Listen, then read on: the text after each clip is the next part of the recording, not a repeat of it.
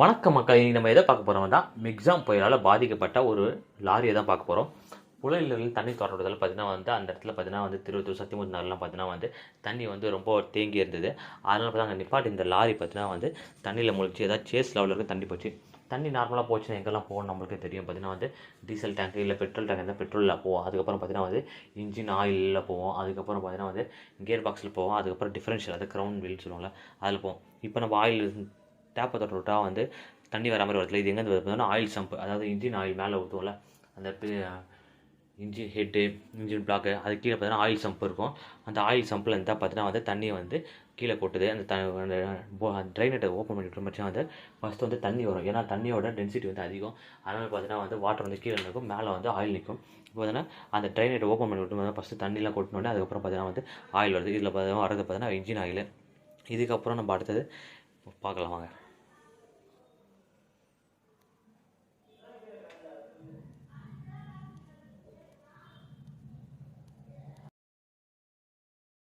இது மாதிரி உங்கள் வண்டியும் தண்ணியில் மூழ்கிட்டு இருந்தீங்கன்னா பார்த்தீங்கன்னா கண்டிப்பாக வண்டியை ஸ்டார்ட்டே பண்ணக்கூடாது. ஏன்னா ஸ்டார்ட் பண்ணிங்கன்னா வண்டி சீஸ் ஆகிறதுக்கு வாய்ப்பு இருக்குது.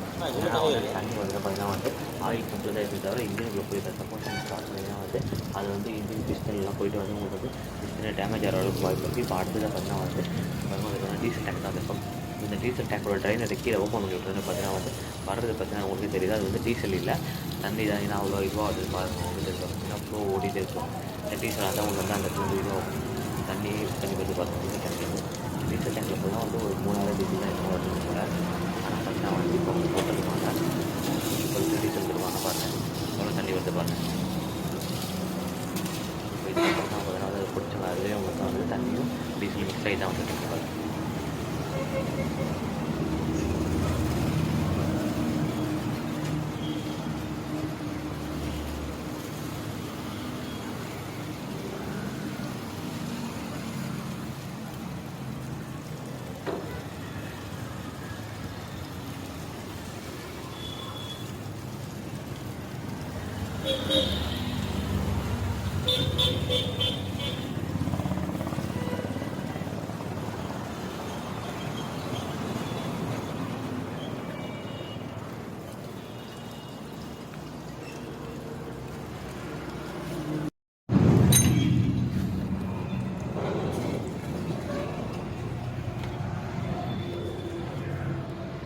இப்போ நம்ம அடுத்ததான் எங்கே செக் பண்ணுறோம் பார்த்தீங்கன்னா க்ரௌண்ட் வீல் சொல்லுவாங்க. டிஃபரன்ஷியல்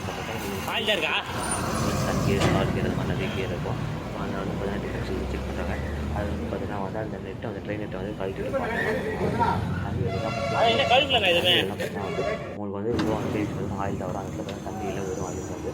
இப்போ அடுத்தது நம்ம எங்கே பார்த்தோம்னா கியர் பாக்ஸ்.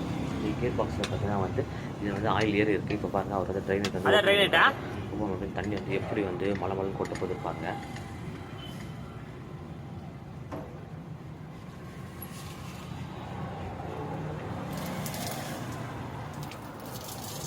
இப்போ பாருங்கள் கியர் மாதிரி தண்ணி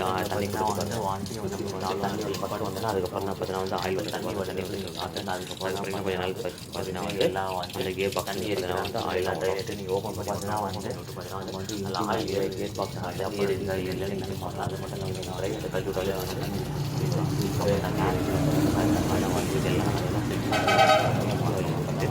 நல்லா மாநில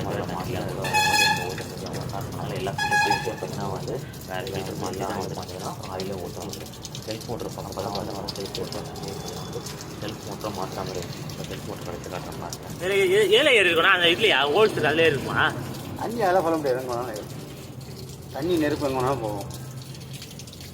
எப்போ காணுக்கு போட்டோஸ் வச்சுக்க வீடியோ எடுத்துட்டு வரதில்லை அதை பார்க்கலாம்.